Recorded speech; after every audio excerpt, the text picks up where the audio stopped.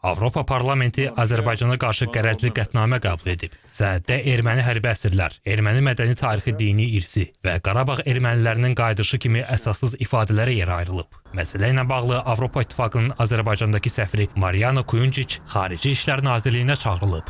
Sənəddə ölkəmizə qarşı yer alan əsassız və qərəzli müddəalarla bağlı qarşı tərəfə etiraz notası təqdim edilib. Bu qurum torpaqlarımız işğal altında olduğu zaman Azərbaycana qarşı formalaşdırdığı qərəzli, obyektivlikdən uzaq, ikili standartlardan qaynaqlanan mövqeyini hazırki yeni reallıq şəraitində, yeni status quo üzərində qurulan əməkdaşlıq şəraitində belə dəyişmək fikrində deyil. Bunun əsas səbəbi orada oturan parlamentarlərin, hansısa lobbist qurumların əlində aləti olması, eləcə də bir qisminin regional münasibətdə, Azərbaycanın uğurlarına münasibətdə illərdir formalaşdırdığı qərəzdən əl çəkə bilməməsidir. Ekspertlərə görə dırnaqarası hərbi əsirlər kimi təqdim edilən erməni əsilli şəxslərin azad edilməsinə bağlı çağırışlar heç bir məntiqə sığmır. Bir müddət əvvəl Azərbaycan humanizm nümayiş etdirərək bir çox məhbusu azad edib. Hazırda Ermənistanla etimad quruculuğu istiqamətində addımlar atılır. Barələrində məhkəmə hökmü çıxarılan şəxslər isə terrorçuluq, təxribat və hərbi cinayətlər törədib.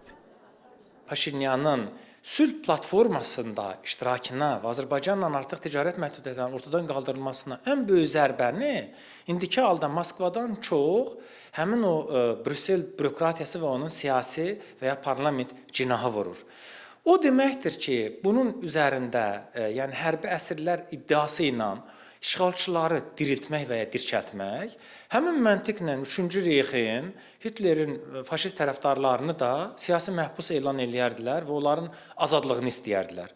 Bu, məsələnin mənası odur. Qarabağdan köçən ermənilərin qayıdışı ilə bağlı da saxta iddialar qeyd olunub. Halbuki Azərbaycan 2023-cü ildə erməni sakinlərin reinteqrasiyası üçün plan təqdim edib. Həmin plana baxmayaraq erməni sakinlər könüllü şəkildə Qarabağdan köçüb. Mədəni və dini irsin məhv edilməsinə bağlı iddiaların da heç bir əsası yoxdur. Nədənsə Avropadakı qurumlar işğal dövründə Azərbaycan ərazilərinin dağıdılmasına laqeyd yanaşıb. Torpaqlarımız işğal altında olduğu zaman bizə dəyən maddi zərərin miqdarı ən konservativ hesablamalara görə 150 milyard ABŞ dollarından çoxdur. Təsəvvür edin, 920-dən artıq kitabxana 4,6 milyon ədəd kitab fonduna məhv edilib. Burada 4 şəkil qalereyası, 100-dən artıq muzey, 900-dən artıq qəbirstanlıq yerlə yeksən edilib. Bütün bu məsələlərə göz yuman Avropa Parlamenti hansısa qanunsuz tikililərlə bağlı saxta ittihamlarla çıxış edərək bu istiqamətdə də öz qərəzini yenidən ortaya qoyur. Ekspertlərin fikrincə qətnamə bütövlükdə reallığı təhrif edir. Avropa Parlamentinin bu yanaşması regionda normallaşma prosesinə, eləcə də Azərbaycanla ittifaq arasında münasibətlərə mənfi təsir göstərir.